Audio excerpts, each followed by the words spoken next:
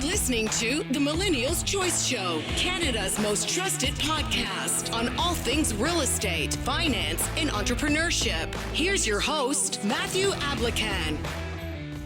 What's going on, guys? Matthew Ablakan here in the Millennial's Choice Studios with my brother from the same mother. What's going on, guys? How's it going? We got Carson in the house too. We got another special episode. Before we get into it, we want to just tell you quickly about a freehold townhouse project in Brantford, Ontario, starting from $599,000. You could get a freehold townhouse. Wow. Best part is you don't need a mortgage until late 2025, all the way through to 2026, depending on which block you purchase in. All you need is a $60,000 deposit that's spread out into affordable payments over 6 months. And basically you lock yourself into a townhouse, a brand new townhouse. So if this is something you're interested in, reach out to us. We'll get you more information. And before we jump into the episode, it's so hard to find a reliable contractor these days. I mean, you've heard stories, right? Oh, all the time. People scamming each other, not doing the job, not finishing the job, etc. The guy who finished our office and the guy who's done a lot of work for us and now is making some changes to the office, their company is called Mega Drywall. So if you guys want a reliable contractor, they can do everything for you. They specialize in drywall, but if you need electrical work, plumbing, etc., they can sub it out and manage it for you. Reach out to Martin at Mega Drywall. Let's get right into it. Let's do it. So, some crazy topics we're about to get into. I can't wait. I don't think these guys pumped. expect what we're about to deliver to No, them. I'm pumped. Today's stuff is different. Okay, I know we say that a lot, but it's because it's true every single time. It's different. Let's get into it, man. Yeah, if you're not into different, change the channel. But let me read this article for you guys, okay? This is something I've been thinking about for so long, and I think this is going to be the norm, and I'm going to use this hopefully one day to develop if this is something that becomes the norm. So Peterborough completes construction of modular bridge housing community to tackle homelessness. So the city of Peterborough announced that the modular bridge housing community on Wolf Street has been completed. So if you go to Google, type modular bridge housing community, Peterborough, it'll come out. The initiative is funded by the Provincial Homelessness Prevention Program. The community aims to provide private, safer, and inclusive accommodations for 50 individuals currently grappling with homelessness. It was approved in May as part of the city's enhanced winter response plan, ensuring residents can move into the units before the onset of winter. Okay, so what is this? That's a genius plan. But what is this exactly? Like, if you're listening to this, what is this? So the Canadian government has launched a container house pilot program in Peterborough amid the worst affordability crisis in the nation's history. Each cabin will cost the city $21,150 and will be staffed 24/7. The cabins, each costing $21,150, were constructed from steel shipping containers, providing 107 square feet of living space, measuring 8 by 13 feet. Each unit is equipped with heating and cooling appliances and furnished with essential items. Before residents occupy the units, the city's offering tours to the neighborhood, residents and agencies supporting those experiencing homelessness. The Wolf Street site will house a service hub operated, and this is just some extra information. So what this is a shipping container community that's equipped to house 50 people, 50 homeless people. That's amazing. I think it's great. That's a great idea. We got to come up with more of these, innovative ideas to help get people off the streets. Especially here, man. It's cold in the winter, man. So when I see homeless people, It's cold in the summer I sometimes. feel bad, man. I'm like, damn, how do these guys live? Like, I'm outside without a jacket sometimes. I'm like, ooh, I'm freezing. These guys sleep in the freezing cold, and that's how a lot of people die, right? That bothers me so much. Yeah. I feel for them. Again, everyone's in the position they're in sometimes for the actions they've taken, and sometimes not necessarily. Yeah. There's things that have happened, circumstances, but yeah, it bothers me, right? So especially when we're sending so much money out internationally, when you have homeless people here, like you're telling me that you just did I guess I'm assuming if it houses 50 people, each is 107 square feet. That means you have 50 containers, no? They said 50 containers. Yeah. They did say 50 Yeah, containers? they said 50. So 50 containers. So for 50 people. $21,150 times It's like $1 million. 50 containers is a million. It's just over $1 million. Yeah. That's nothing though. Dude, But that's nothing. If for you 50 people to get off the streets and actually have a place that's has heating, especially in the wintertime, and then cooling in the summer. So for 500 people, it would be 10 million. Yeah. And probably with economies of scale, it's probably less, but let's just say it's the same. And then for 5,000 people, it's 100 million. That's not bad. It's not that bad for That's the amount of not people bad. that are getting housing. That's not bad to get people off the streets in a safer community and you give them the essentials. Mind you, That's it's not. We're not trying to solve homelessness.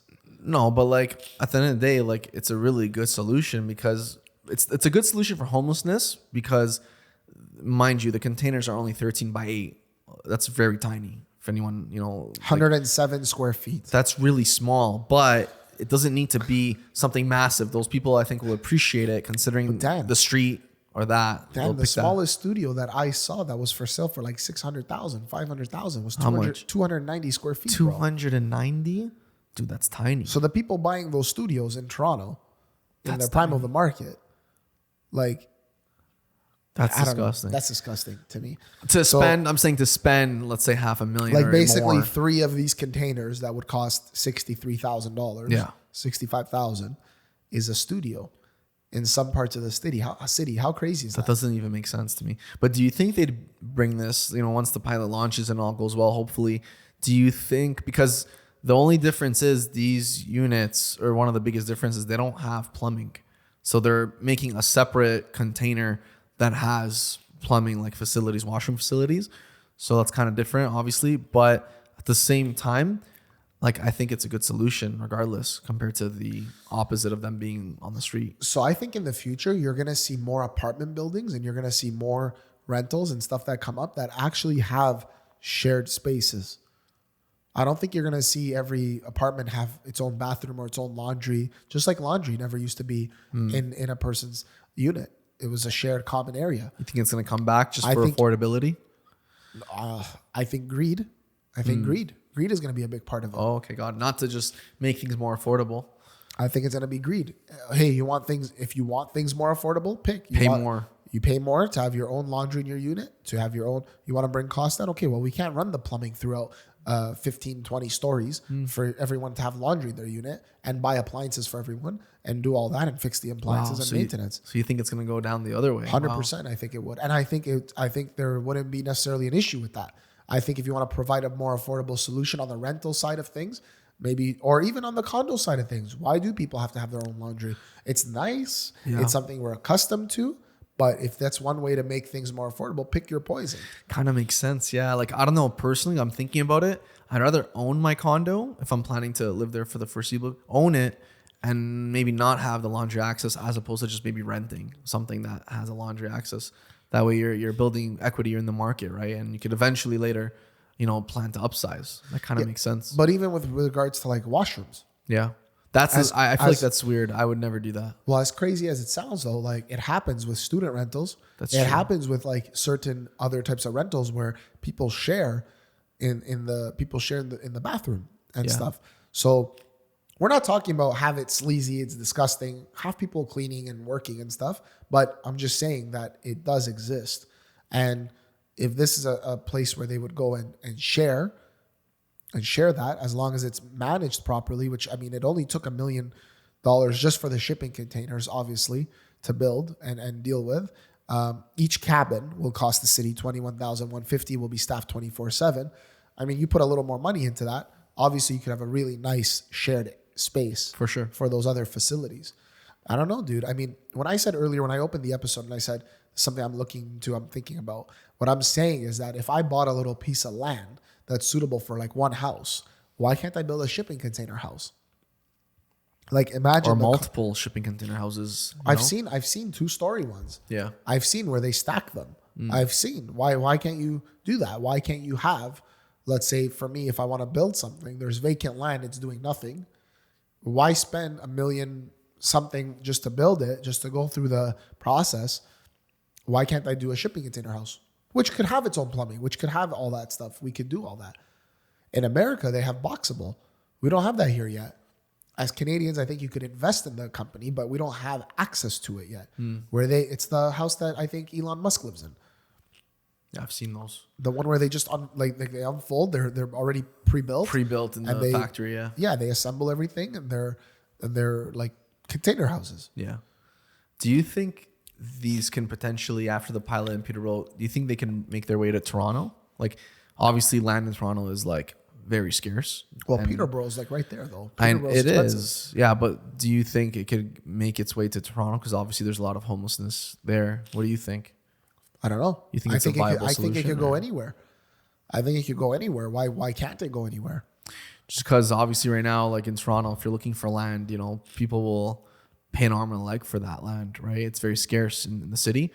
So I would be interested to see what happens, if the government, sees how this goes and says, you know what, we're allocating specific land here that we know there's usually a lot more homeless people in that area.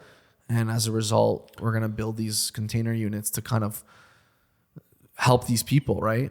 There's also a lot of land that the city owns, the governments own, that are really polluted, that have to be remediated. And so they've just hung on to them. They don't even do anything with them. But they do sell them from time to time. Okay. So, I mean, you could remediate it yourself and then create these kinds of communities. Or, if it's not Toronto, if it makes financial sense to sell that land and develop it for something else, for more you people, relocate, right? Makes sense. You open up some other land in some areas that you have. Peterborough is one of them. I'm sure there's other locations, sites, and you move them there. You move them there into safer communities. Why have them on the streets? It doesn't make sense. No, for sure. But do you think the homeless community will be for it if there's rules and restrictions? Like, I'm gonna just assume there's gonna be rules where you can't just do whatever you want, right? Do you think those people will be like, I'd rather have my freedom and do whatever I want and live on the streets, or fine, you know what? Like, you get what I'm saying? Like, do you think there's? I get what you're saying, but there's homeless people where we went out to give sandwiches and stuff to them. Yeah. They come up to you. What's in the sandwich? I look at them. I'm like, what do you mean? What's in the sandwich? Yeah, Food. No, I'm like, I don't know, ham and cheese. Like, that's what we put, bologna and cheese. Wait, was he maybe or they allergic? Maybe they're asking for allergy reasons. They just didn't like it. They were just being like no, picky? it's fine. I don't want it. Yeah, they're being picky. Man. This has happened a few times. I'm not saying every homeless person is that. I'm just saying, there's going to be some people that don't agree with it and some that do. What I think they should do, if you want to put some rules and restrictions in place, that guy across the street at the LCBO who almost causes an accident every day at Weston Road and Highway 7 because he's drunk and he's in the streets and he's spinning around and cars almost hit him, okay? But then he's in LCBO right across the street buying it. They're giving it to him and they were talking to him. I was in the store the other day and I saw them do that. And I was like, I just don't want to say anything. I'm going to go in and out. Maybe you know that he's homeless. You know that he comes in here. You know that he's across the street dancing in the streets in the summertime, almost getting hit by cars. Maybe you don't sell him alcohol. That's a good idea. Yeah. I don't know, bro. Just a thought. Just a thought, no? That doesn't make sense. It doesn't make sense to me. So, there will be some homeless people that don't maybe want this or don't agree with this. But at the end of the day, it's about creating safer communities. This is one way to do that. Yeah, for sure. I would feel a lot more comfortable walking with my wife and kids downtown Toronto if there weren't homeless people with shanks and with weapons and other people that have drug addictions and drinking addictions and things like that are not in the right state of mind mentally and they need help and they could potentially come up and stab us and kill us or rob us or whatever. Yeah, for no I'd reason, feel a lot safer if they had a community of their own that looks after them. Now, if it's expensive to create those communities and we found a very good solution to create those communities, then by all means, bro, I'm all for it. Yeah. $1 million to house 50 people, bro. That's an amazing amount. That's an amazing amount. We're burning money in the billions. Yeah. Take 100 million, create 5,000 units for these people. Yeah. No problem. I'm all for that. Same. Take 100 million and do that. So worth it. Moving on. Yeah. Let's shift gears. This one, Danny. I said this one. Guys, please, if you're listening to this, thank you. Like and subscribe, share. Listen to this headline. You won't believe it. I didn't believe it. And I actually read it and I said, okay. Sadness and frustration. Prisoners want to extend time in custody due to Canada's housing crisis, says criminal defense lawyer. So a defense lawyer in Canada is sounding the alarm on the disaster that is our housing market, which she believes has gotten so bad that inmates she represents have asked to prolong their stay. And we won't name the lawyer. It's a lawyer in Vancouver. And according to her, at least 3 of her clients would rather be locked up than deal with the rental market mess when they get out. Not even the home ownership. We're not even talking about home ownership. We're talking the rental market. Just a place. Yeah. This is not a new phenomenon. It has been the case for years that some people who are homeless find a reprieve from their circumstances in jail. Also, it's actually also talking about homeless people. I first encountered it when I was a law student while Stephen Harper was prime minister. She says the extreme housing crisis, fear of dangerous drugs on the streets, and general lack of resources is why people would rather stay behind bars just a little bit longer. I think that the housing crisis is a major problem that all levels of government need to be doing more to address. It is particularly acute in rural and remote areas of the country where local municipalities have fewer resources. And then the Conservative Party leader, Pierre Poilievre, caught wind of this and said the Trudeau housing market is literally worse than prison for many. Oh my gosh. Yeah. Yeah, he definitely used that to his advantage. But seriously though, I really do get that. Like, think about it this way. If you didn't have a family, let's say you're just a single person, you're homeless, you didn't have anywhere to eat, or nowhere to live, nothing to eat, why the hell wouldn't you go to jail? I feel like you're definitely more comfortable. You have a place to rest your head at night. You have, 3 meals a day? Danny, shut the heck up, bro. No, nobody would want to go to jail. No, what do you seriously. mean? Bro, what do you mean? I'd rather go to jail than be homeless. Rape, stabbings, You're still going to killing. get stabbed and raped if you're homeless. It's not true. Yeah, it's very not likely. Yes, absolutely, it is. At least there you have, security guards there and watching. And, Yeah, okay. Obviously, You know what show you need to be on? What show? What was that show where they took the kids to prison? They were bad kids. Beyond Scared Straight. Scared Straight. Yeah. You need to go on Scared Straight because this guy just said that I understand, and why wouldn't you want to? Because there's no hope. What are you talking about? There's no hope for people in the streets that are homeless, bro. They're Yes, not. there They don't is. have a. They don't have a place to go and live under the roof over their heads. They're freezing. At least in prison, like you have some sort of. Are there homeless warmth. people? Are there homeless people that have gotten themselves out of the streets and made something out of their lives? There for sure is, definitely. So then what do you mean? But why can't people just go to jail and then get out at a better time in the market and they can afford places? You're telling me that I'm the being people in serious. jail, Danny, it sounds so stupid, this argument. You're telling me that, let's go in jail. And when the timing is right in the market, because the people in prison know the timing of the market's better, we'll come out and we'll have a better life for ourselves. Are you nuts? Like, Dude, I'm never not say- going to try to argue that. Dude, Like, never say never, man. It's one of those situations where you don't know unless you're homeless. Straight up. We can't speak on it because and we're you not. don't know Because we're not homeless. And you don't know unless you're in we've jail. never been what in jail's jail like. either. Yeah, exactly. So you'll never know. But but hang on. No, I don't buy that either. That's no, I'm not buying that either. You're telling me that I can't learn from homeless people's experiences and people in prison's experiences? You can. We've interviewed enough people that have been in prison that have said it's the worst thing that they've ever gone through. Yeah, but we've also interviewed people that have said it's the best thing ever. Don't talk about guys that say, yeah, we had all the guards, we bought them in our pockets, they used to bring us prosciutto, and we used to hang it in our cells. Don't listen to those guys. That's not the reality of what prison is now, especially now. And people that are complaining about housing crisis, affordability, are not buying off any guards either. So let's be real. No, for sure. So yeah, no, I don't. But the people you're talking about that have said, oh, prison is bad, obviously we're talking about solitary confinement. I'm not talking about that. That's really bad, where you don't see anybody, you don't interact with anyone. Prison is bad, bro. I'm saying prison is bad. Why? I would rather be, let's say, if I was, single, I didn't have a family.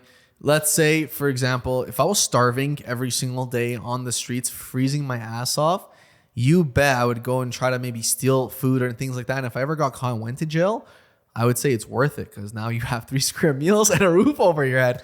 I'm being serious. Guys, do not listen. He's not joking. Danny's very serious about this I'm argument. very serious. He is Whoever wrong. agrees with me, please reach out and let me know because I hope I'm not sounding like a crazy person. It You makes sound sense. like a crazy person. I feel like you're makes telling sense. me throw away your life, get a criminal record. I'm not saying go murder people. Get a criminal. It doesn't matter. Stealing or whatever it is. You get a criminal I'm saying, record. you get like maybe 2 to 3 You years. get a criminal record, which is going to limit you big time in terms of what jobs or career opportunities are available to you when you get out. You're not working on progressing your life. There's nothing that you're doing in prison besides reading books and doing certain things to progress your life. Working on yourself. If you're talking about Mental and physically. yeah, you could do that while you're not in prison. First of all, in Canada and America, It's hard to afford books When when you you're go homeless. when you go poor, yeah, get a library card. When you go poor, listen to me. When you go poor, you don't really go poor. Like when you become poor, you got food stamps, you got welfare, you got social security, you got all kinds of stuff that are available to you. Not everyone may have those opportunities in terms of, I don't know how it works exactly, but you do have programs that we as taxpayers. That's true. Canada's pretty good with that stuff. Contribute to. Yeah, Canada has a lot of good support for people that are unemployed or people that are homeless. So now there might that's not be room for everyone to stay in a shelter, to do whatever and stuff like that. Yeah, that's why we just talked about the shipping containers. Like that's one way that they're coming up with a community where homeless people could live in. But don't for 1 second try to convince people it's better to go to prison and stay in prison, have a record and whatever, because you're single, and then when you come out at a better time, you'll figure yourself out. Like, no. I have a good idea for the next show that we do. Let's actually go interview some homeless people and see what their thoughts are. Because honestly, we could talk about all we want, but we don't have the experience. And let's go see their thoughts on what we're talking about right now.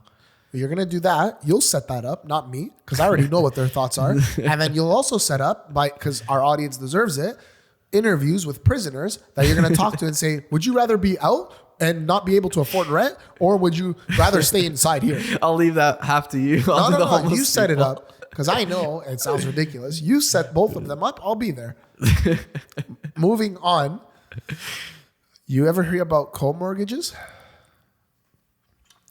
That was a question. Is that like people just helping each other qualify, like co-signers? Yeah, so like co-mortgages, obviously this comes back to affordability. Everything we've been talking about in our few like episodes we've done recently is about affordability. But when you're talking about co-mortgages, you're talking about like this idea that this broker came up with where he's like, think about it. When we go to university or college and we have a roommate, we have to like coexist, like live with that person, right? And there are situations like that exist in the real world. You don't have to be going to school to obviously have that situation. So the idea would be to find like-minded people, buy a property that you both might live in, and then you qualify for the mortgage together. It's actually not a bad idea. So what, like this guy's creating like an app or something like to matchmake people? No, he's just trying to do it from like his clientele, his business. Got it. So like basically, let's say, oh, you know what?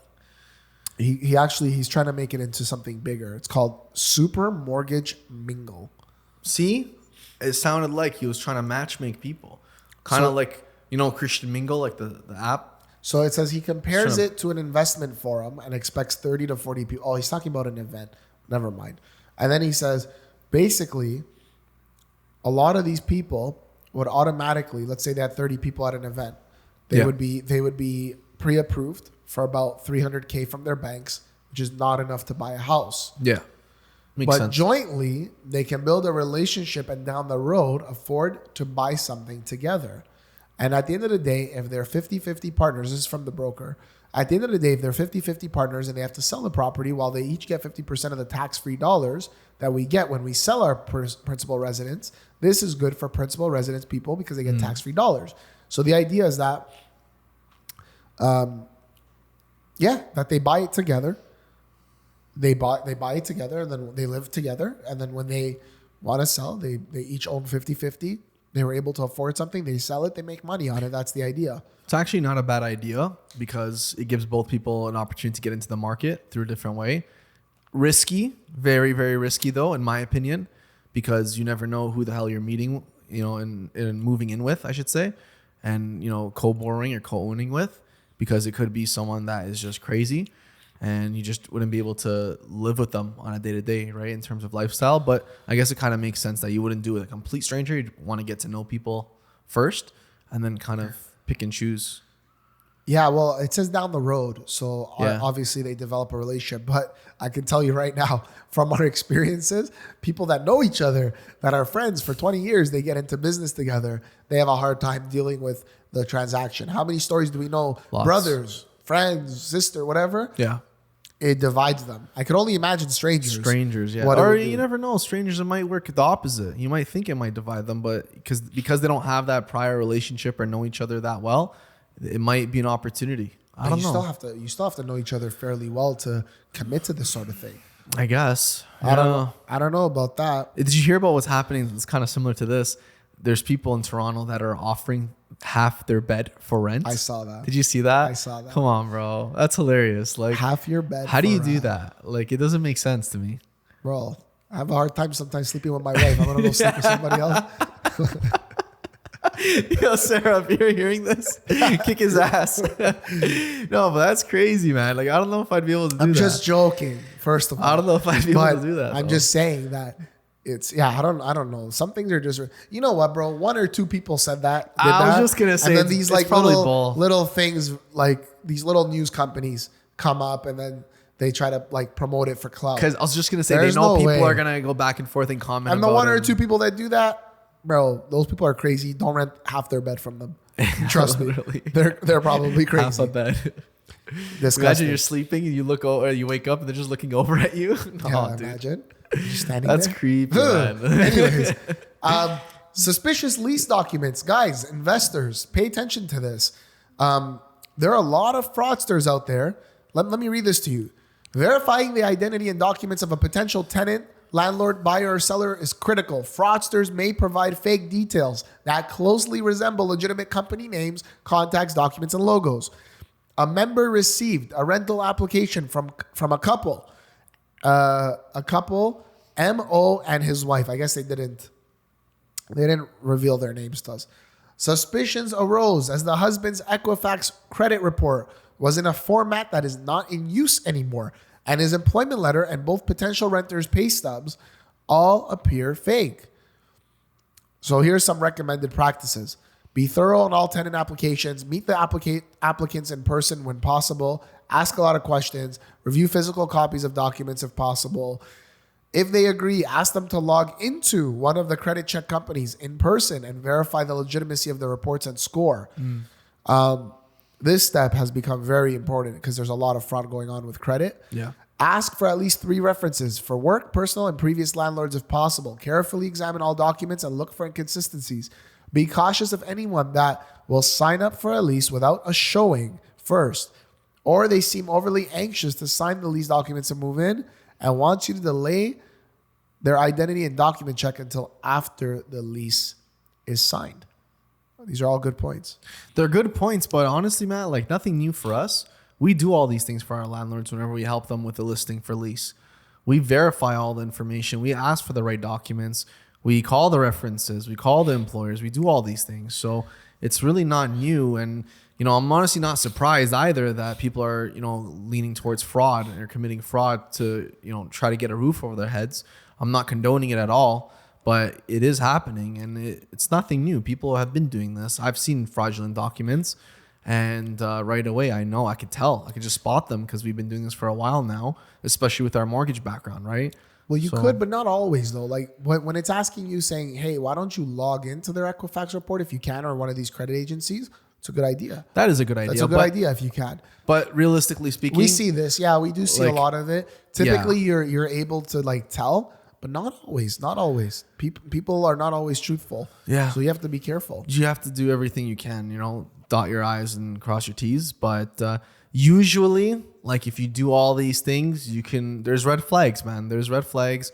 People are not really transparent. Like they said, the good point was when they're rushing to move in. That's not always a red flag. But that with a bunch of other combinations of factors can, lead to us being suspicious of someone trying to commit fraud. But we see it a lot. I see there's sometimes people and you're just this is not adding up, or you're asking somebody for something. This happened the other day to me. I was asking this guy for pay stubs and he just refused. And the showing was not an in-person showing. He was not in the country, and a combination of other things. When I was asking for the pay stubs, he kept refusing and gave pushback. Guys, let's be real. If you're a normal person working for a normal company, they give you pay stubs very easily. They either email it to you, it's in a portal, something, blah, blah, blah. It's very easy to access them through all these different pay stub company providers, ADP, whatever. It's very easy to get them. So when you get a lot of pushback as an agent, that's a red flag. Like, why is this guy insisting that he doesn't give me pay stubs? It's because the hours aren't real. Someone wrote a job letter for them on Microsoft Word. It's very easy to do. And they just put a headline there, a header for the company name, and then put the name and put someone else's name and number and address and whatever, contact details. And it's all bullshit. It's fake. So that's what happens when they don't ask or give you pay stubs, or when something looks off on the pay stubs or off the employment letter and you ask for, hey, listen, just give me a bank statement showing the deposit's going in. You can black out all your other stuff, the purchases. We don't need to see those. We don't really care what you're buying, but let's just see the deposit going in. And they refuse. Yeah. That's a red flag, guys. That's a huge red flag. Why, if someone is not hiding something, why are you doing that, right? Yeah, for me, like asking for bank statements sometimes, if they're willing to provide it, just matching the pay stub deposits into like their bank statement, matching whatever shows on the pay stub, that's good. That's like good if enough. They can provide that. That's good enough for me. That's solid. If I see the income, it's good enough for me. Yeah.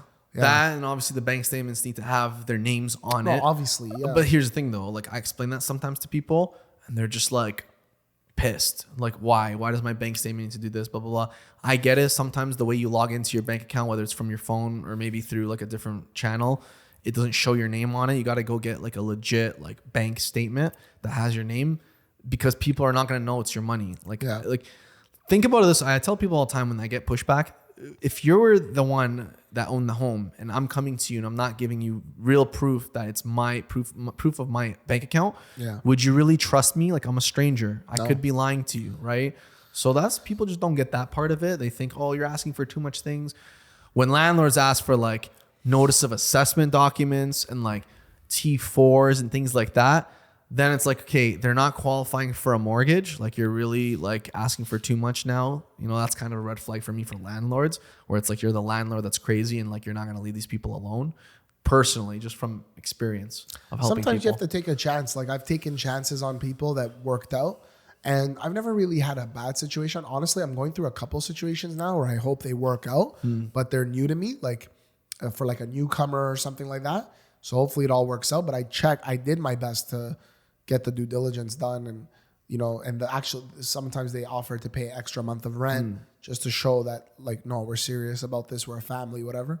Okay, but you have to take the chance.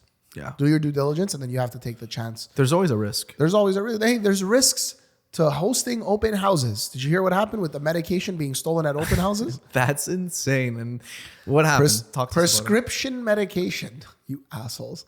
Someone needed these meds. No, honestly, I say assholes and there's a sarcastic tone, but I mean it. Like, you stole someone's meds. What if like they really need it? Their prescription medication was allegedly stolen during an open house in Georgetown. So a member informed Treb that there are multiple recent reports of medication allegedly being stolen during other open houses in the same area. And then it says, remember to always remind your seller to either remove or lock up all prescription medications prior to open houses and showings. Here's a helpful checklist. Lock up or remove all prescription medications. Identify all valuable items, jewelry, heirlooms, tech device, etc. prior to open houses and showings. If possible, remove these items from the property. Secure valuable items that cannot be removed. Remove bills, bank statements, passports, other documents that have identification information. Password protect all computers and laptops to ensure no one can access files. And that's it.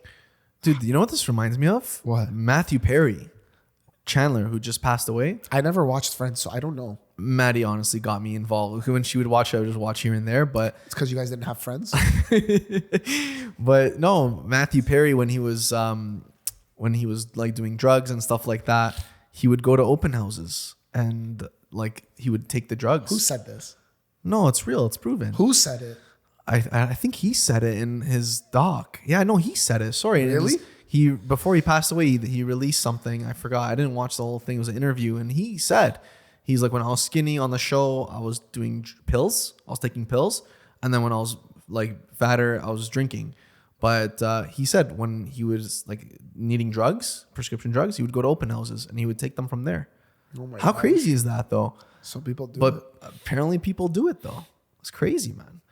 And when we were selling our condo recently, I told Maddie, I'm like, yo, hide everything. We're taking everything that's, people can steal out of the condo. Why would we leave it there?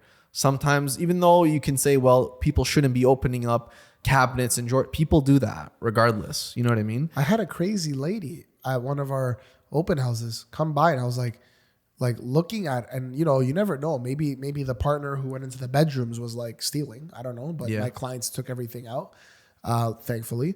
But she opened every single cabinet. She opened every window. I had to ask her. I had to say, excuse me. I'm like, she's like, well, no, I do my research before I buy anything. I go, listen, when you buy it, you're going to make it conditional on a home inspection, obviously. I go, you don't need to open everything right now. That's if you don't really mind. extra for an open house. Oh, and you she don't was even opening know, everything. dude. You don't even know. Remember, I was telling you about this crazy lady at the Schomburg property. Do you remember it? I just remembered. Yeah. Because the Dude, property. she opened everything and slammed it. I said, excuse me, please be respectful of people's space. You haven't bought the house yet. For real. People are sick, man. Damn straight. People are sick in their heads. After our showings and stuff at the condo, obviously we just had Luca, so we have a baby, we have a newborn. Dude, every time after a showing, take the Lysol wipes, wipe everything down. Wipe the light switches, wipe the handles. We have to, right? Because people touch all that stuff. It's a lot of work, but it is what it is. If you want to sell your house, you gotta, be ready for that. But yeah, you have to hide your stuff and beware. You can't depend on us to be at an open house, or you list the property with us to then protect your stuff. Follow these guidelines. It's common sense, guys. Don't leave jewelry. Don't and leave stuff like that. phones and laptops out. Unless you have cameras in the house. Well, you think people, if they see it, a lot of times won't do something. Even if you have cameras, they're still gonna steal, and you gotta go after them and go through all that process. Just don't leave anything. Why would you do that? Why would you Yeah. leave the risk of them stealing something, right? But surprisingly, a lot of people leave stuff open, like during showings as well too, because it's very similar, like applicable. People leave laptops, cell phones. I'm always surprised when I'm doing showings and stuff. Obviously, like I'm there, and my clients are always the type of clients that don't touch people's things, right? That's just the people we work with. But there's some people that are not like us, like that realtor, man. That was what was he doing? He Drinking went, the he carton of went. milk? This guy went and drank milk out of the carton. carton. On top of that, Dude, that's disgusting. That's people's food. Like I know. That's disgusting. Because bro, if you have kids and stuff, then they're drinking from that same carton. Like, are you serious? Why are you doing that? That just doesn't make sense.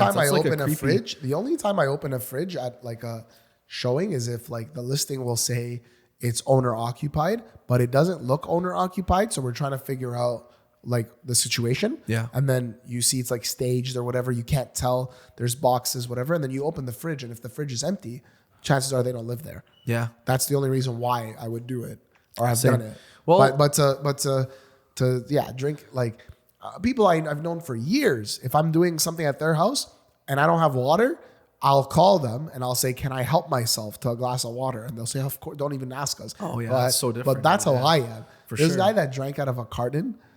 Oh gosh, like it's just another level of person. Like, bro, what are you doing? What are you doing? You're in I don't people's know. houses. Like, it's not even your clients. It's like Not someone I'd be friends with. Someone else's like house, and you're just going through their stuff, and it's a violation, bro. That's why he got that fine. So I think he got fined big time, like 15 G's or something. yeah, it was like $15,000. But Yeah. still, dude, honestly, They should have taken his license. as those homeowners, dude, I still feel uncomfortable. You should have taken his license and set an example. I think so too. That's just because those kind of people. Well, think about it this way: if he went inside and like did that with the milk, like what else is he doing, right? Like maybe it wasn't the first time. Send a clear message to the industry that we don't put up with this stuff. For real. How can you have a guy who did that still running around doing what he's doing? Doesn't make sense. It doesn't make sense. Because if he did it before, he might do it again. All these things, right? But it's crazy. You have to be on the lookout these days for sure.